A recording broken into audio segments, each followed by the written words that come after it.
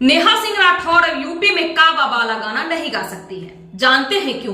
क्योंकि यूपी के मुख्यमंत्री योगी आदित्यनाथ को ऐसा लगता है कि जब नेहा सिंह राठौर यूपी में काबा वाला गाना गाती है तो यूपी में दंगा भड़क जाता है, वहां के लोग असहिष्णु हो जाते हैं और यूपी का स्थिति खराब हो जाता है।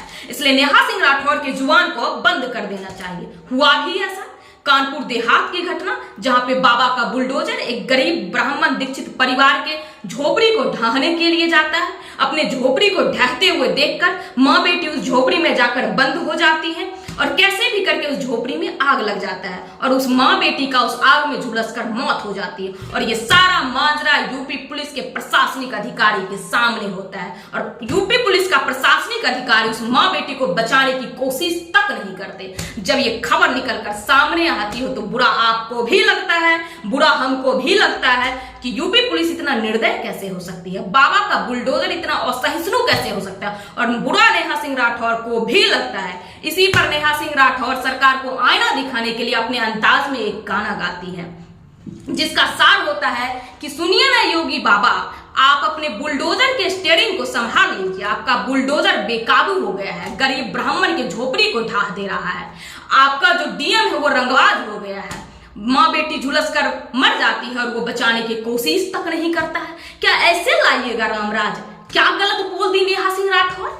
इसी गाने को आधार बनाते हुए यूपी पुलिस नोटिस लेकर पहुंच जाती है नेहा सिंह राठौर के घर दिल्ली। और जानते हैं उस नोटिस में क्या लिखा होता है? उस नोटिस में लिखा रहता है, क्या आपने ही इस गाने को गाया है? क्या आपके ही बोल हैं इस गाने में? और क्या आपने अपने रजामंदी से इस गाने को गाया है? और उस नोटिस में यह भी लिखा रहता है, क्या आपने ही अपने फेसबुक और यूट्यूब चैनल के ऑफिशियल पेज पर इसे अपलोड किया है? उस नोटिस में यह भी लिखा रहता है कि क्या आपको पता है आपके गाने से यूपी में दंगा भड़क रही है, यूपी के लोगों के बीच असहिष्णुता बढ़ रही है। और आखिरी में उस नोटिस में लिखा रहता है कि अगर 3 दिनों के अंदर आप उचित जवाब इस नोटिस का नहीं देते हैं तो आईपीसी के धाराओं के तहत आप पे केस दर्ज भी किया जा सकता है। अब सवाल यहाँ पे ये उठता है कि यूपी सरकार के द्वारा किए गए सही कामों के लिए अगर योगी बाबा का सराहना किया जाता है तो उसी यूपी सरकार के द्वारा किए जा रहे अनैतिक कामों के लिए जिम्मेदार किसे ठहराया जाए? और दूसरा और सबसे जायज सवाल, अगर आम आवाम अपने हक के लिए आवाज उठाना ही छोड़ दे तो फिर अभिव्यक्ति की आजादी का क्या?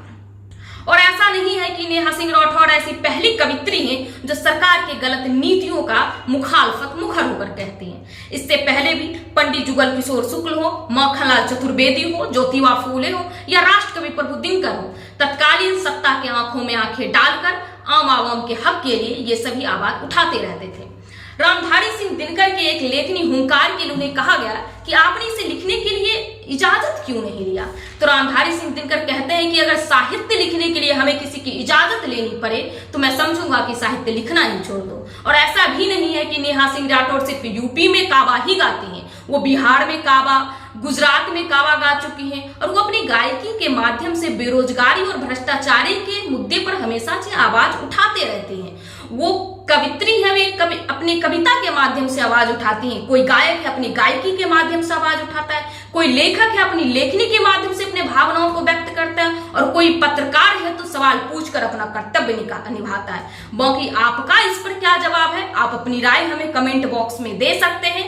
आज के लिए फिलहाल इतना ही। मैं आपके साथ कौशिकी बख्श, आप देख रहे थे लोक तक भारत। फिर मिलते हैं किसी अन्य मुद्दे पर राष्ट्र के लिए एक नई आवाज के साथ। धन्यवाद।